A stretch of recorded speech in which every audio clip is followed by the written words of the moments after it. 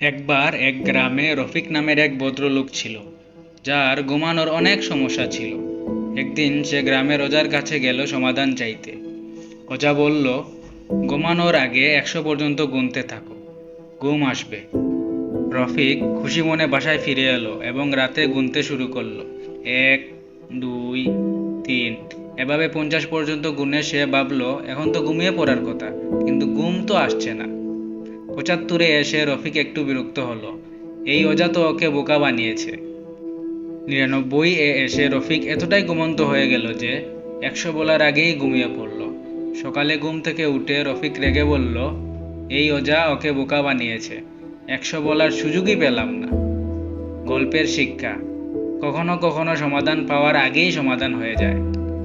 গল্পটি ভালো লেগে থাকলে এখনই লাইক এবং সাবস্ক্রাইব করে দাও এবং ভিডিও সম্পর্কে তোমার মতামত কমেন্ট